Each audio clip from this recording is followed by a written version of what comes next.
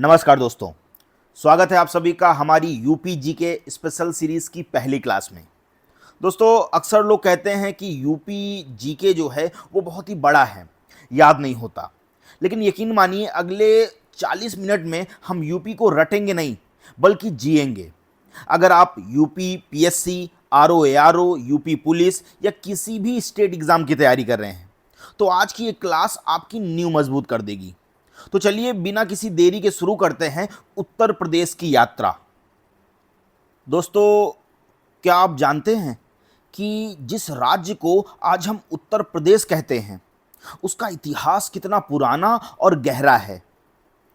इस पावन धरती को प्राचीन काल में ब्रह्मर्षि देश या मध्य देश के नाम से जाना जाता था, लेकिन आधुनिक इतिहास में इसके नाम बदलने का सफर जो है काफी रोचक रहा है। कहानी शुरू होती है साल 1836 से, जब इसे उत्तर पश्चिम प्रांत यानी नॉर्थ वेस्टर्न प्रोविंसेस पुकारा गया। वक्त बदला और साल 1877 में इसका नाम और थोड़ा बड़ा हो गया और नाम हुआ उत्तर पश्चिम आगरा एवं अवध प्रांत। बात करें हम 20वीं शताब्दी की शुरुआत, तो जब 20वीं सदी की शुरुआत हुई और साल आया 1902, तो 1902 में प्रशासन की सहूलियत के लिए इसे जो है आगरा एवं अवध का संयुक्त प्रांत कहा जाने लगा। और फिर साल आया 1937, जब नाम को छोटा करके सिर्फ संयुक्त प्रांत यानी यूनाइटेड प्रोविंसेस ये कर दिया गया। लेकिन सबसे ऐतिहासिक मोड़ आया आजादी के बाद, 24 जनवरी 1950। इस दिन जो है आधिकारिक तौर पर इस प्रदेश को अपना वर्तमान नाम मिला और वो नाम था उत्तर प्रदेश। और यही कारण है कि हर साल 24 जनवरी को हम जो है बड़े गर्व से उत्तर प्रदेश दिवस मनाते हैं। तो यह था हमारे प्रदेश के नाम का विकास कि प्राचीन ब्रह्मर्षि देश से आज के आधुनिक उत्तर प्रदेश तक। और क्षेत्रफल में भारत चौथा सबसे बड़ा राज्य है। साथ ही में भारत का जो सबसे ज्यादा जनसंख्या वाला राज्य है वो भी आपका उत्तर प्रदेश है। दोस्तों, नाम बदलना तो सिर्फ शुरुआत थी। क्या आपको पता है कि उत्तर प्रदेश की राजधानी भी जो है वक्त के साथ एक शहर से दूसरे शहर का सफर तय कर रही थी। सफर शुरू होता है साल 1836 में। उस समय इस प्रांत का शासन और प्रशासन ताजनगरी यानी कि आगरा से चलाया जाता था। आगरा ही जो है इस क्षेत्र का मुख्य केंद्र हुआ करता था।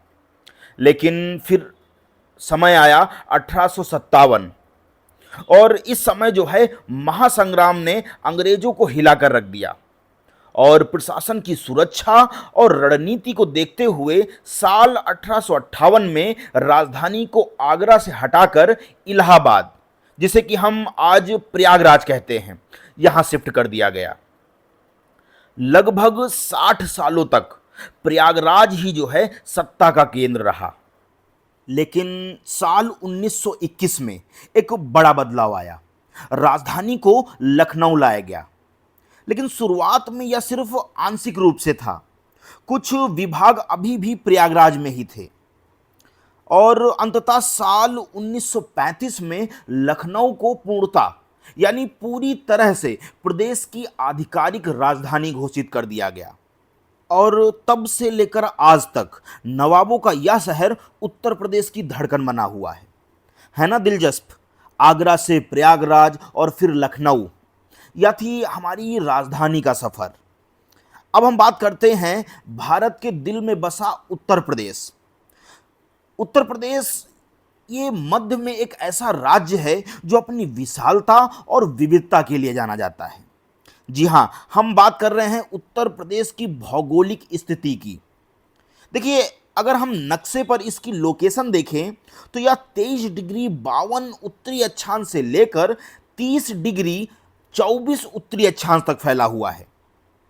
वहीं पूर्व से पश्चिम की ओर इसका विस्तार अगर हम बात करें तो 77 डिग्री 05 पूर्वी देशांतर से लेकर 84 डिग्री 38 पूर्वी देशांतर के बीच है। अगर हम आसान शब्दों में कहें तो पूरब से पश्चिम की इसकी कुल लंबाई लगभग 650 किलोमीटर है, जबकि उत्तर से दक्षिण की जो चौड़ाई है वो 240 किलोमीटर है। और दोस्तों यह राज्य जो है भारत के कुल क्षेत्रफल का 7.33% हिस्सा जो है ये अपने पास रखता है। और क्या आप जानते हैं कि 2,40,928 वर्ग किलोमीटर के विशाल क्षेत्रफल के साथ उत्तर प्रदेश जो है ये भारत का चौथा सबसे बड़ा राज्य है। और इससे बड़े सिर्फ तीन राज्य और हैं, जो कि राजस्थान, फिर उसके बाद मध्य प्रदेश और महाराष्ट्र हैं, और उत्तर प्रदेश का स्थान जो है चौथा है। बात करें हिमालय की तलहटी से लेकर गंगा के मैदानों तक, यह राज्य न सिर्फ बड़ा है बल्कि भौगोलिक रूप से बेहद समृद्ध भी है। और दोस्तों क्या आप जानते हैं कि उत्तर प्रदेश भारत का एक ऐसा राज्य है जिसकी सीमाएं सबसे ज्यादा राज्यों से मिलती हैं। जी हां, कुल 9, जिनमें से 8 राज्य और एक केंद्र शासित प्रदेश शामिल हैं। चलिए नक्शे पर एक नजर लगाते हैं। सबसे पहले चलते हैं उत्तर की ओर, जहां देवभूमि उत्तराखंड और हिमाचल प्रदेश इसकी सीमाओं को छूते हैं। अब मुड़ते हैं पश्चिम की तरफ, जहां हरियाणा, देश की राजधानी दिल्ली और रणबांगुरों की धरती राजस्थान से उत्तर प्रदेश का नाता जुड़ता है। और नीचे दक्षिण की गहराई में झांके तो हमें मिलते हैं मध्य प्रदेश और छत्तीसगढ़। और जैसे हम पूर्व की ओर कदम बढ़ाते हैं तो वहां सीमाएं जो हैं बिहार और झारखंड से जाकर मिलती हैं। और सिर्फ इतना ही नहीं, उत्तर प्रदेश की जो है एक अंतर्राष्ट्रीय पहचान भी है। इसके उत्तर में हमारा पड़ोसी देश नेपाल स्थित है, जिसके साथ यूपी जो है एक लंबी और महत्वपूर्ण सीमा साझा करता है।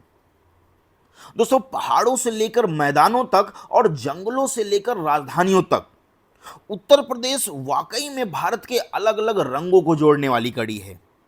और दोस्तों उत्तर प्रदेश जो है ये आज का स्वरूप जो आप देख रहे हैं वो पहले ऐसा नहीं था। 1 नवंबर 1956 को राज्य का पुनर्गठन हुआ, लेकिन इसके इतिहास की सबसे बड़ी तारीख थी 9 नवंबर 2000। यही वो दिन था जब उत्तर प्रदेश के 13 पहाड़ी जिलों को अलग करके जो है एक नया राज्य बनाया गया, जिसे आज हम उत्तराखंड के नाम से जानते हैं। और अब हम बात करते हैं इसके विशाल भूगोल की। क्षेत्रफल के लिहाज से जो लखीमपुर खीरी है ये यूपी का सबसे बड़ा जिला है, जो 7,680 वर्ग किलोमीटर में फैला है। वहीं सबसे छोटा जिला हापुड़ है, जिसका क्षेत्रफल मात्र 660 वर्ग किलोमीटर है। और क्या आपको पता है उत्तर प्रदेश के 8 जिले दिल्ली की धड़कन यानी एनसीआर का हिस्सा हैं, और ये हैं मेरठ, गाजियाबाद, गौतम बुद्ध नगर, बुलंदशहर, हापुड़, बागपत, मुजफ्फरनगर और शामली। और अंत में आइए जानते हैं उत्तर प्रदेश के चारों कोने के बारे में। सबसे पश्चिम में बसा है शामली, मतलब कि सबसे पश्चिमी जो जिला है वो है शामली, और सबसे पूर्व में है बलिया। इसी तरह सबसे उत्तर में आपका सबसे उत्तरी जिला है सहारनपुर, तो सबसे दक्षिण में है आपका सोनभद्र।